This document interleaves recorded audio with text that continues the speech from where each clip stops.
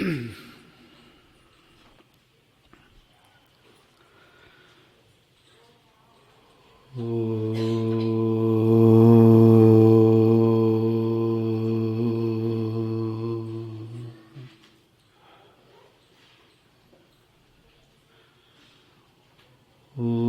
श्री गणेशाय नमः। ओम श्री सरस्वत्यै नमः। ओम श्री गुरुभ्यो नमः। अज्ञानतिमिरान्धस्य ज्ञानाञ्जनशलाकया चक्षुरुन्मीलितं येन तस्मै श्रीगुरवे नमः। तस्मै श्रीगुरवे नमः।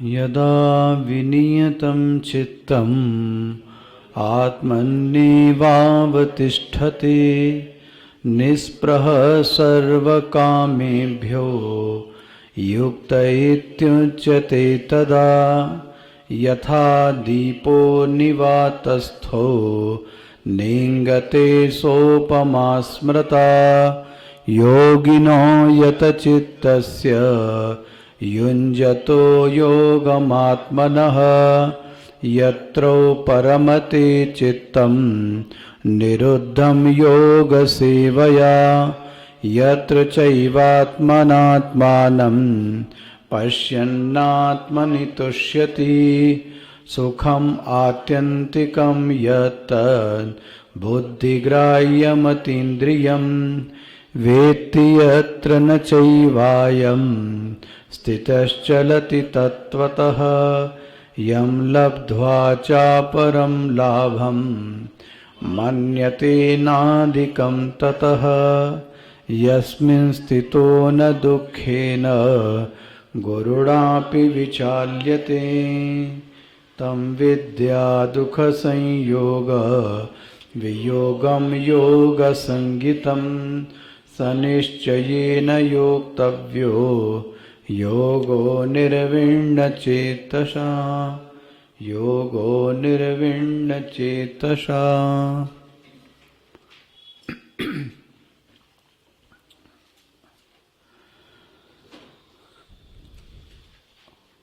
उस ध्यायी साधक को अब आत्म चैतन्य और अंतःकरण दो की पृथक पृथक सत्ता दिखती नहीं है। साधारणतः साधक को दोनों की सत्ताएं अलग अलग दिखती हैं। दोनों की सत्ताएं दिखने का अर्थ हुआ मैं अलग हो गया और मेरा मन अलग हो गया। तो मैं आत्मा की सत्ता अलग हो गई और मन की सत्ता अलग हो गई। यह भी साधनावस्था तक ठीक है, लेकिन साधना की चरम स्थिति पर स्वयं के व्यतिरिक्त अहम के अलावा किसी भी सत्ता का दिखना, इसका मतलब द्वैत भाव अज्ञान जीवित है। अपने अंतःकरण को भी उसने क्या कह सकते हैं, मिथ्या घोषित कर दिया और देख लिया कि यह वास्तव में सही नहीं है।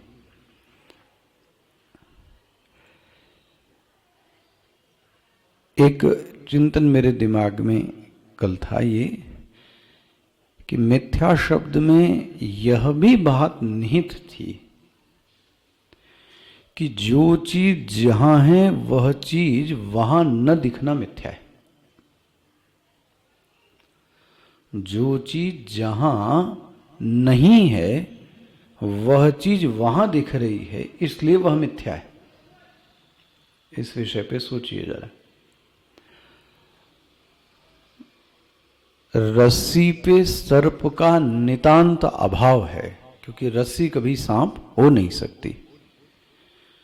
तो जब रस्सी पर वहां सर्प है नहीं और वहां पर सर्प दिख रहा है, इसलिए मिथ्या है।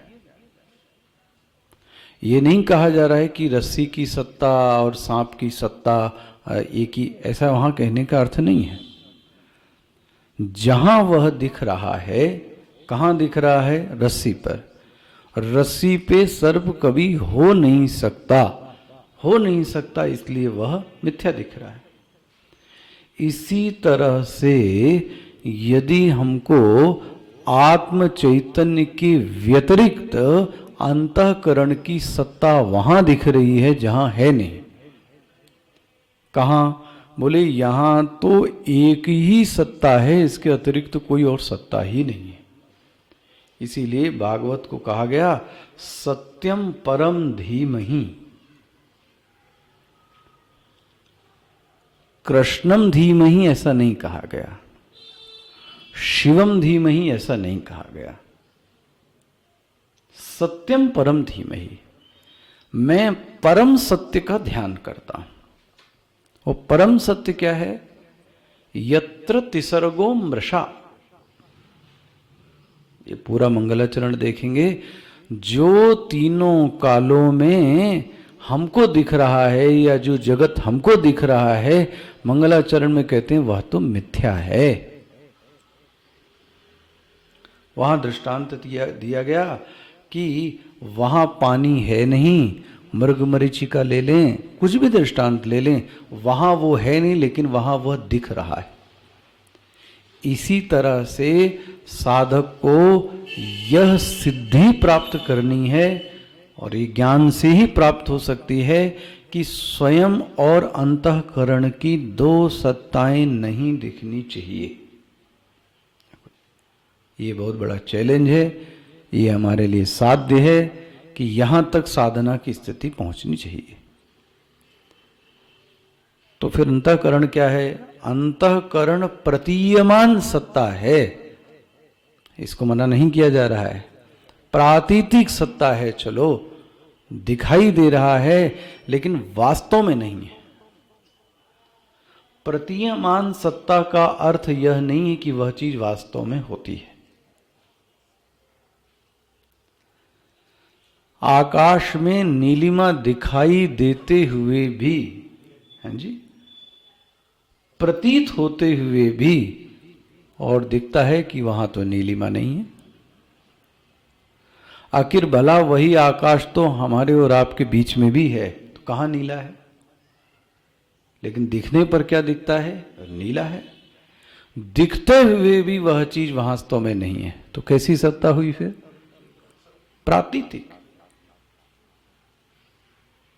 और कह दें व्यावहारिक सत्ता होते हुए भी वह मिथ्या है।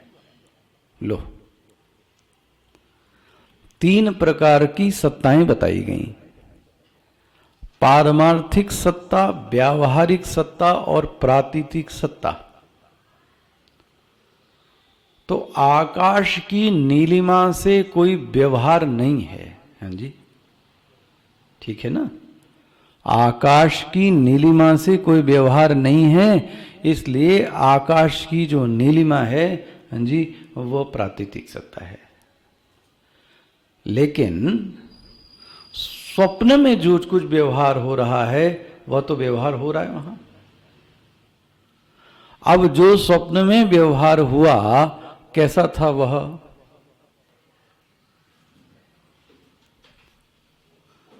वो व्यवहार सच था कि झूठा था?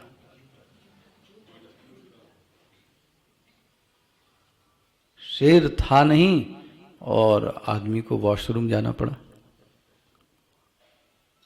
तो जो मलमूत्र त्याग किया वो तो असली था। किसको देखकर? जो है नहीं। अरे पसीना आ गया आपको चोर को देख के, और चोर वहां पर, और पसीना कैसा है आपका? देख लो आप। जो वहां है नहीं लेकिन व्यवहार सच हो रहा है।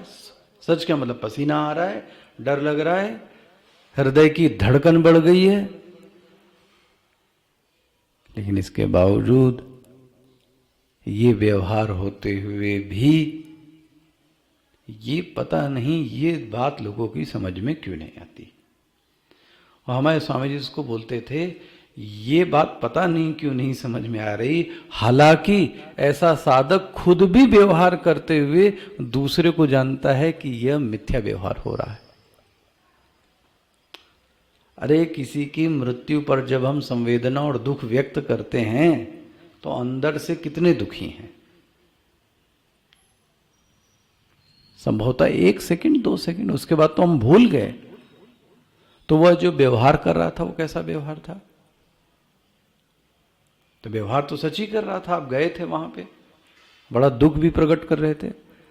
तो व्यवहार करते हुए भी अंतःकरण में यह पता है कि मैं वास्तव में दुखी नहीं हूं। यही तो वेदांत है भाई। पूरा व्यवहार ही ऐसा हो रहा है। स्वामी जी ऐसा भी कहते थे, वेदांत सुनते हुए भी और गुरु को यह भान हो जाए कि साधक उसको बहुत एकाग्रता से सुन रहा है, एकटक, लेकिन यह एकटक देखते हुए भी हाँ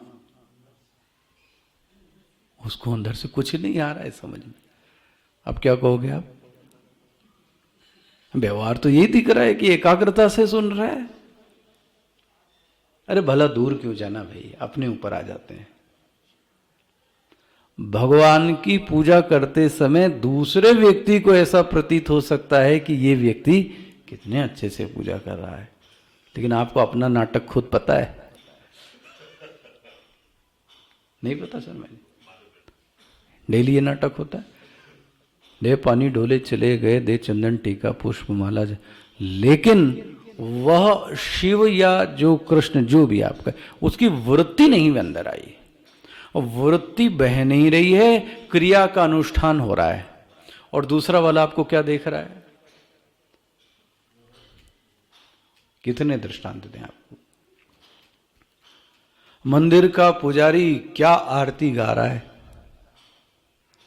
भगवान के सम्मुख आरती लेकर ध्यान रहे। संभव है कि आरती गाते हुए, दिया दिखाते हुए भी उसके मन में वृत्ति क्या चल रही है? पीछे कितने लोग हैं, कितनी दक्षिणा चढ़ेगी। अच्छा, आपको क्या लग रहा है? क्या आरती गा रहा है? ये क्या है? व्यवहार करते हुए भी हम जानते हैं कि हम यह ठीक या यह व्यवहार ठीक नहीं हो रहा है, लेकिन फिर भी हम कर रहे हैं। तो सामने वाले को भी समझते हैं, तो वेदांत जी तो रहा ही आदमी।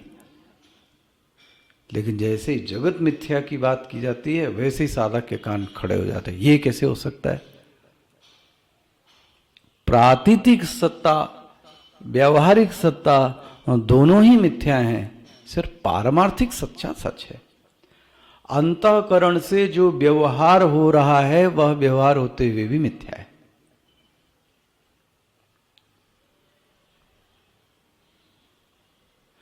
क्या क्या व्यवहार हो रहा है भाई? पश्यन शुड़वन स्पृशन जिगरन अश्नन गच्छन स्वपन श्वसन प्रलपन विसर्जन गृह्णन उन्मीशन निमिशन इंद्रियाणि इंद्रियार्थेषु। ये व्यवहार जो हो रहा है ये इंद्री में हो रहा है। गुणागुणेषु न वर्तन्ते, गुण गुण में परिवर्तित हो रहे हैं, मैं कुछ नहीं कर रहा हूं। ये स्थिति इस साधक की आ गई, इसलिए कह रहा हूं आत्मनि एव शब्द देखना, बहुत सावधानी से देखना। चित्त को पहले आपने शरीर में लगाया था, अंतर देखो कैसा है। पहले मन को कहां लगाया था आपने? तो भ्रुकुटियों के भ्रुवोः मध्ये प्रणमावेश्य सम्यक नासिकाग्रम स्वं दिशश्चा नवलोकयन् मूर्धन्याधायात्मनः प्राणम, ये सब शुरुआत में किया था। फिर सांस पे लगाया था, सांसों की गिनती कर रहे थे। किसको लगाया था और कहां लगाया था? तो मन को लगाया था शरीर में। अब क्या हो गया? चित्तम आत्मनि लो, चित्त कहाँ अवतिष्ठ हो गया? आत्मा में। अवतिष्ठते मतलब अब चित्त नाम की कोई चीज नहीं बची। इसलिए सारांश ये समझें, अंतःकरण का मिथ्यात्व वह साधक देख लेता है। व्यवहार करते हुए भी अंतःकरण का मिथ्यात्व देख लेता है। कल भी जब मैं सुन रहा था कि अन्य स्वामी को, तो बड़ी सुंदर सी बड़ी ठोस एक बात थी कि पुस्तक का ज्ञान हमको कैसे हो रहा है। तो दो ही स्थूल विकल्प आते हैं, या तो पुस्तक हम में घुस जाए या हम पुस्तक में घुस जाएं, यही हो सकता है। लेकिन हो क्या रहा है? ये पुस्तक का एक रिफ्लेक्शन कहां पड़ रहा है? आंख की पुतलियों पर, वो भी उल्टा। और उस पुतली का जो रिफ्लेक्शन है वो ब्रेन को जा रहा है नर्वस सिस्टम के जरिए। आप देखो तो जो ज्ञान हो रहा है हमको, वो कौन सी पुस्तक का हो रहा है? इस पुस्तक का नहीं। ये जो रिफ्लेक्टेड एक मिरर आपके पास बनी है, उसका ज्ञान हो रहा है। सोच लो ये कैसा व्यवहार चल रहा है। जब हम एक चीज को तो ठीक से जान नहीं सकते, सोचो आप, जो फूल का रंग हमको वहां दिख रहा है वो रंग वहां पर है नहीं। पढ़िएगा जरा साइंस। जो रंग आपको दिख रहा है वो रंग वहां पर है नहीं। ये स्थिति है हमारी इन पंच इंद्रियों की। तो इस पे इतना ज्यादा भरोसा करना तो क्या कहा जाए, अज्ञान पुष्ट है। भी श्रवण की मनन की और आवश्यकता है। ऐसे साधक को भगवान क्या कहते हैं? युक्त। आया? यानी आप लोगों ने मनन किया, कुछ सोचा इस पे? एक दिमाग में एकदम स्पष्ट हो जावे, कम से कम श्लोक ना आवे तो यह हो जाए कि आरुरुक्षु और योगारूढ़ और योगी और चित्त और युक्त में क्या अंतर है। आपसे कहा जाए बताने को कि खड़े होके बताइए, कहो सल्लम्मा, खड़े करें बताए, दत्त कर दी बोले। खड़े होके कम से कम यह तो आंख बंद करके बता ले कि आरुरुक्षु कौन है, योगारूढ़ कौन है, और योगी कौन है, और युक्त कौन है, और हम कौन है। हम इन चारों में क्या पढ़ते हैं ये भी देख ले। इसलिए बार बार खूब मनन कर लीजिए। युक्त वह है जिसको अंतःकरण और आत्मा की दो सत्ताएं नहीं दिखती, एक दिखती हैं।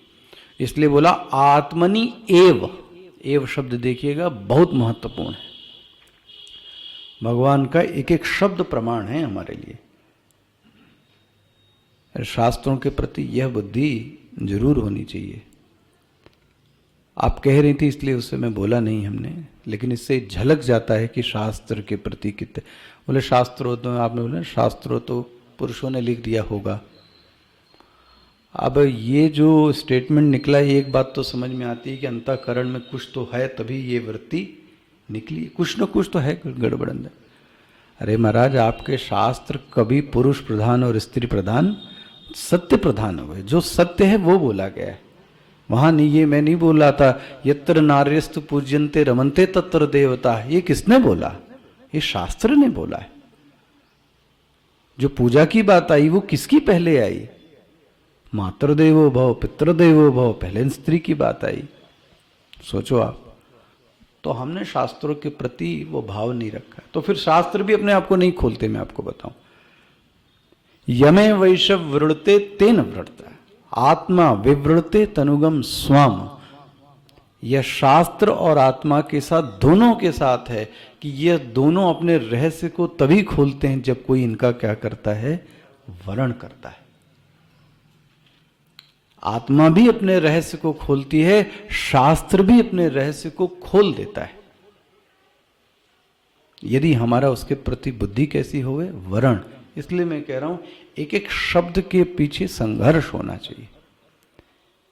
आत्मनि एव, एव मतलब और कहीं नहीं।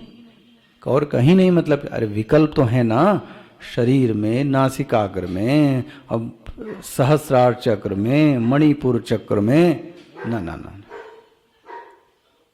चित्तम आत्मनि एव अवतिष्ठते, वो आत्मा में ही एक रूप भी क्या कहें, वो चित्त को पृथकत्व नहीं देखता। ये तभी हो सकता है, ये तभी हो सकता है जब उसके चित्त में निवृत्ति आई होवे। बिना निवृत्ति प्रधान चित्त यह देखने में समर्थ ही नहीं होगा। इसलिए बोलते हैं निस्पृह सर्व कामेभ्य, कामना से उसके जीवन में कामनाओं का स्पृहा नहीं है। तो ऊंची चीज दिखने लगी तो छोटी चीजों से हमारा मन क्या हो गया, दूर हो गया। इसी सिद्धांत को, ऐसे साधक को भगवान ने चित्रित किया। मैंने आपसे कहा यथा दीपो निवातस्थो। यह श्लोक सिर्फ आत्मा के चित स्वरूप के लिए आया है। जगत के भान के लिए नेत्र की आवश्यकता है। जगत से व्यवहार के लिए, कल मैं उस दिन कह रहा था, पुस्तक के ज्ञान के लिए, पुस्तक के ज्ञान के लिए नेत्र चाहिए, बना? नेत्र ही नहीं चाहिए। नेत्र इस ज्ञान को ले जाके आपके मन को देता है। सावधानी से सुनिएगा। आखिर कान से सुनने के बाद में भी वह शब्द का अर्थ आपके मन में क्यों नहीं खुला?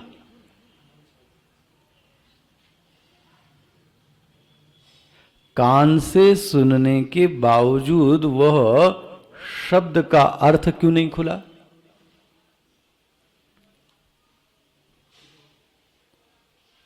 अच्छा, और बोलते,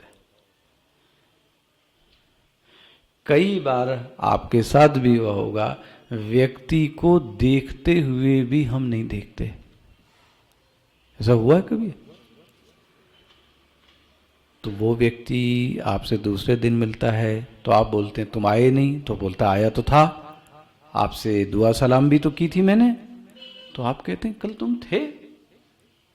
हाँ बोले थे, आपने दुआ सलाम भी हुई, हमारा हरिओम भी हुआ। अच्छा, उसने हरिओम भी किया, आपने हरिओम भी किया, और आपको ये नहीं है कि वो यहां पे था। ये कैसे हो गया?